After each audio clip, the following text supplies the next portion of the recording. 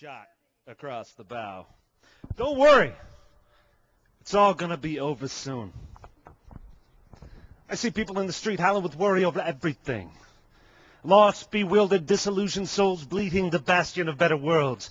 Worlds that only teetered on the suspension of their disbelief. Scared to death of the next great threat and the incurable debt and the next symbol they make us wearing buttons when they march us into the meat grinder. Days of choking dust, raging bullshit, pendulum swings into the nether regions of panic. But don't worry. It's all going to be over soon.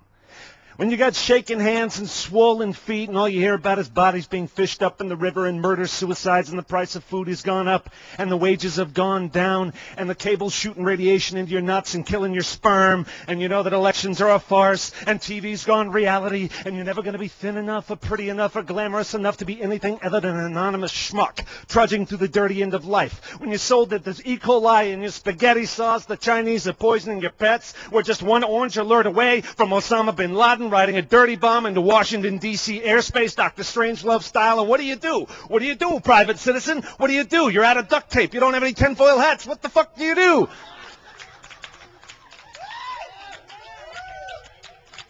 You don't worry, because it's all going to be over soon. And all the men with badges sing, do what we fucking tell you. Let me see your hands. Close that noise hole, hope dope, and get that cutthroat feel-good revival spirit thrumming through your skull. This is shaping up to be one of the most difficult times in the century, ever since your great-great-grandmama's great-great-grandmama was squatting over the entrances to coal mines and shooting babies into indentured servitude right out of the womb.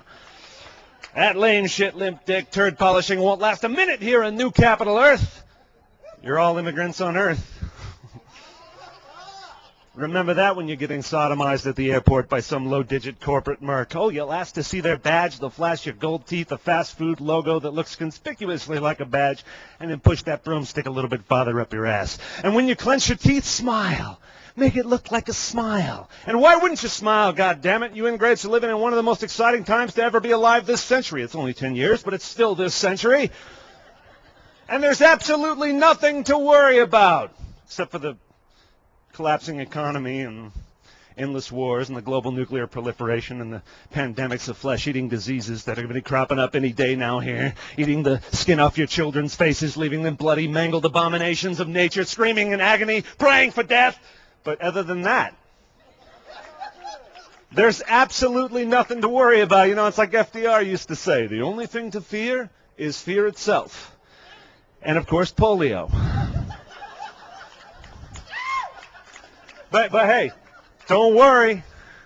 It's all going to be over soon. I mean, as soon as the economy collapses, the money will be worth nothing, and then we'll really getting familiar with some down-home domestic terror. We're talking war, poverty, starvation, degradation, political and social instabilities, heavily armed mutants, murderous clowns, serial killers, and beat dog flinchy rogue military brigades roaming around in tanks looking for a hippie-killing good time.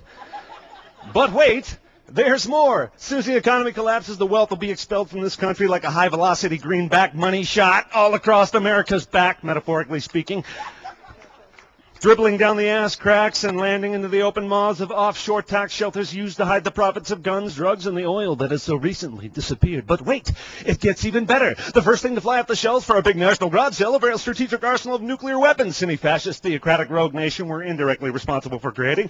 And then in a few short generations, America becomes Banana Republic USA. Not the clothing line. And all these education-required jobs we've trumpeted from the mountaintops that we quickly outsourced to places like India and Bangladesh. And the sad part is that white people are going to have to learn how to make Nikes and assemble consumer electronics pretty fucking quick, if you know what I mean. We're going to have to set up cash flow. The markup the mob is going to be charging for penicillin is going to be outrageous. And then there's going to be the protection money we're going to be paying the street gangs that are undoubtedly going to take over after the whole thing goes shithouse. And frankly, they're going to be the only ones standing between us and a horde of angry, drunken, heavily armed good old boys just looking for some man pussy to dominate.